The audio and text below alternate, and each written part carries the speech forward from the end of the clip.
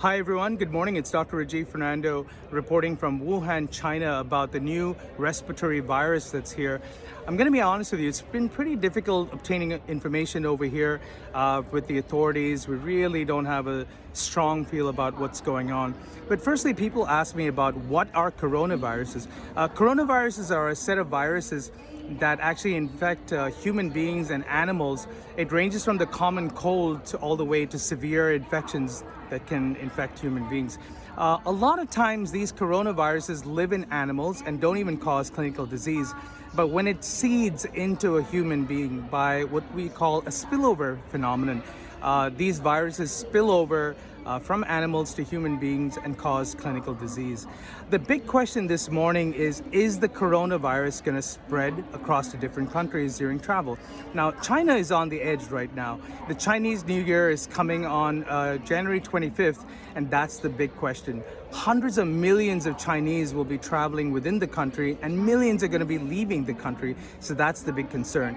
Now, this morning we learned that the United States, 3 airports in the States, JFK, San Francisco, and Los Angeles, will be screening for passengers who are coming from Wuhan. They'll be screening through temperature checks when they actually get off the flight. Now we have 3 cases that have actually gone to different countries from Wuhan. We have 1 passenger in Thailand who actually gone over to Thailand, and this is a 61-year-old female who had actually gone to Thailand, and she does have exposure at the fish market. Now this is a different fish market that she has the exposure, but it's important to know maybe there are other fish markets which are infected with these wild animals and has to be looked upon. I failed to mention that bush meat is very popular in China. So fish markets, they sell exotic animals like bats, snakes, rabbits, all of which are consumed by the public.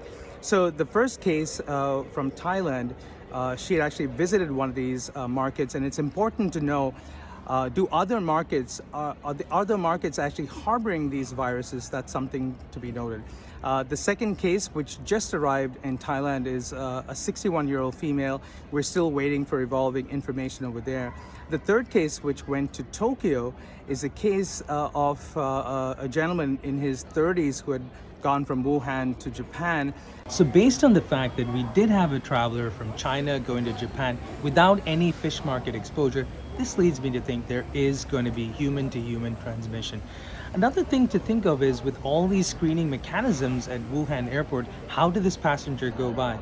Turns out the passenger going to Japan knowingly or unknowingly actually took an antipyretic, which decreases his fever curve, and which means he skipped through the machines. So this is something important to know. I feel at this point it's really important for the WHO to step into the situation. Now that the virus is actually traveling internationally, I feel we need the WHO to come up with some guidelines and give recommendations of what we should be doing, different airports, different parts of the world.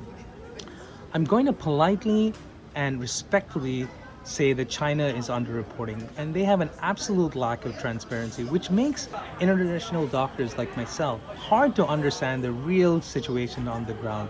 There are going to be a lot more cases with Chinese New Year coming up, many more cases to come. In my professional opinion, I feel this will not become a pandemic, but we need to remain clinically vigilant and watch very closely. The next thing I think we're not looking into is to find the source. Where is this coming from? What animal is this coming from? Historically, it's been bats, civet cats.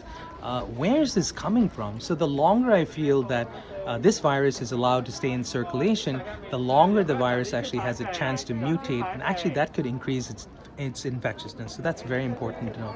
Lastly, how do you stay safe? First of all, I think it's very important to maintain meticulous personal and environmental hygiene. Carry your Purell all the time. Hand sanitizer, make sure you use that generously. The other thing is avoid crowded areas where people are congregating together and where there's a decreased amount of air transmission. That's very important. Avoid things from animals, eggs, other things from animals like skin or meat. Avoid that completely. So those are some of the things that I'd like to tell you about. Of course, we're still very early into the virus, so we need to watch closely and go from there.